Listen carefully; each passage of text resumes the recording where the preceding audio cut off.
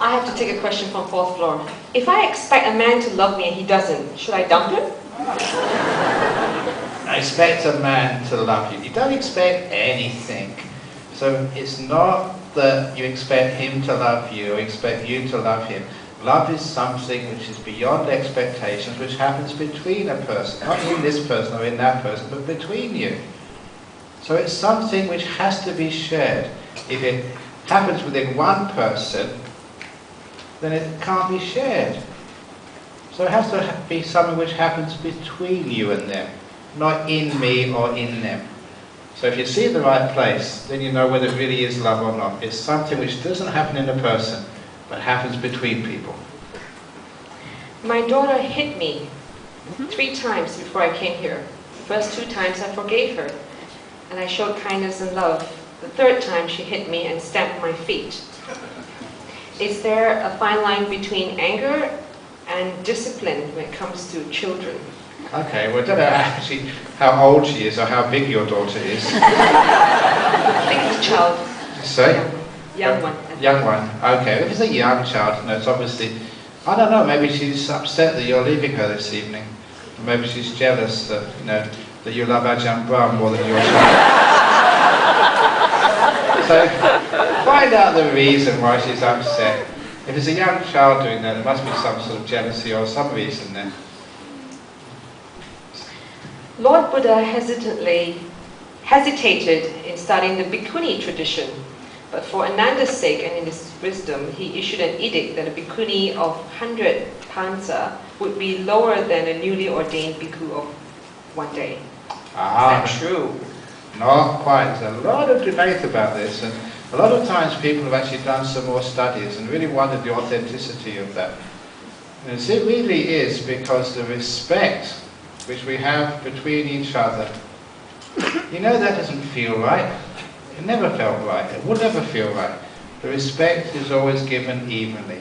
Because one of the things which the Buddha actually said was that you don't respect a person for who their parents are, what clan they come from, sort of whether they're a man or a woman. No, you don't respect a person from where they came from. You respect a person for who they are.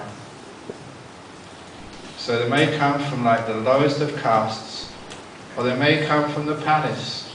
They may be a girl, a boy, a gay, or physically deformed. That doesn't count for anything in respect. In terms of respect, it's who you are, how you practice, your levels of kindness, generosity, wisdom, compassion.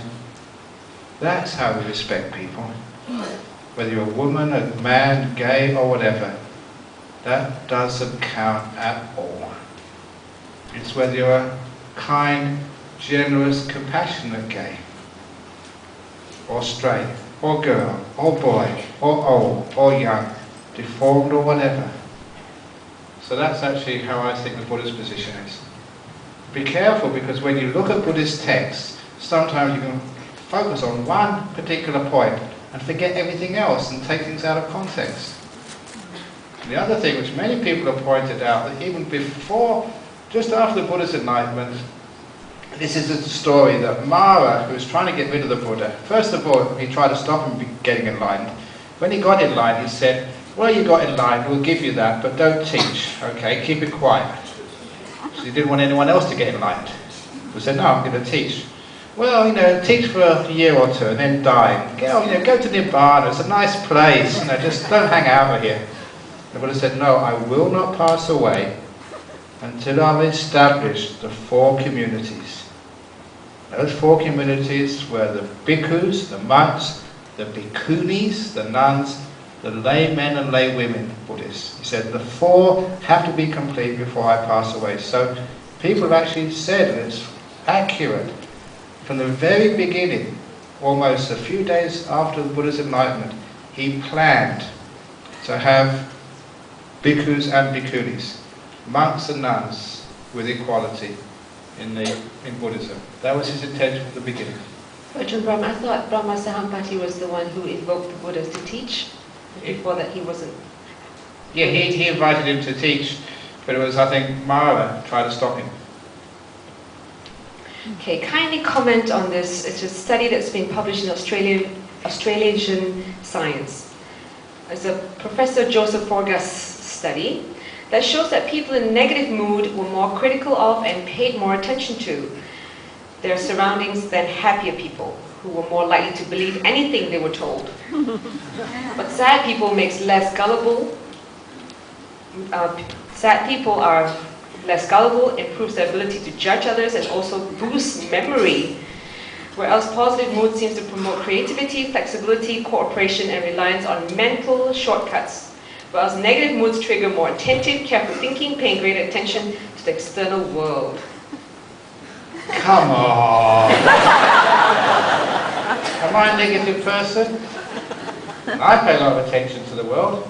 So I, personally, my life, I've got a very good memory, I'm very attentive, and I do think deeply, so therefore, and I'm positive, I'm happy. So I refute that with my life. And also we can't believe all these studies, right?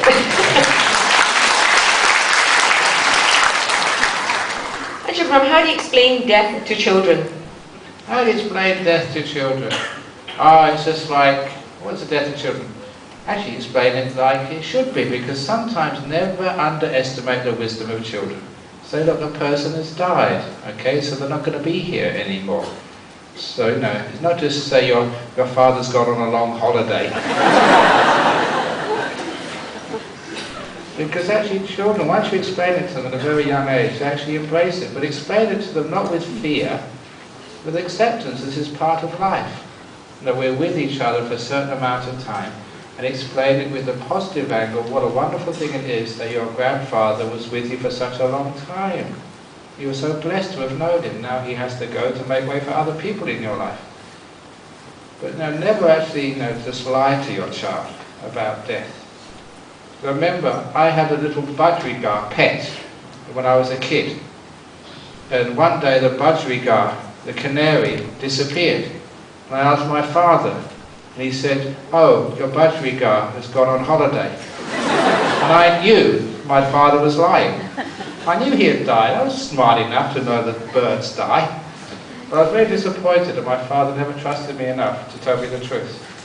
And that was what really hurt. I felt much better. My dad had told me the truth, yet the budgerigar, he carked it, kicked the bucket, died, stiff. So that would be much, much better than sort of all this sort of rubbish stuff. Tell your children the truth, and I think that's probably the best way. How could a teenager handle their anger towards their peers? Anger towards their peers. Sometimes your peers are winding you up. They're pushing your buttons. They're trying to make you upset. So look, if those are your peers and they make you angry, number one, it shows your weakness.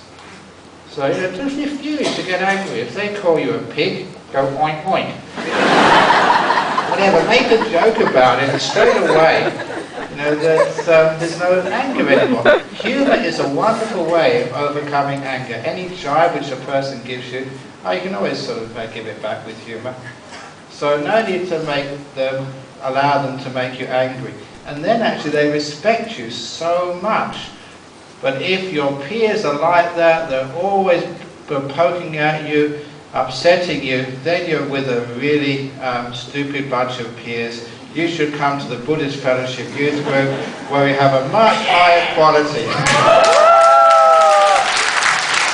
There we go. And guess who those guys are? That's a youth group over there. Yeah. And I may do a commercial for them. They're holding their next youth camp in the weekend of the 3rd and 6th of December. So do sign your children up, or if you're the young ones, go meet them tonight. They're really good looking. Yeah.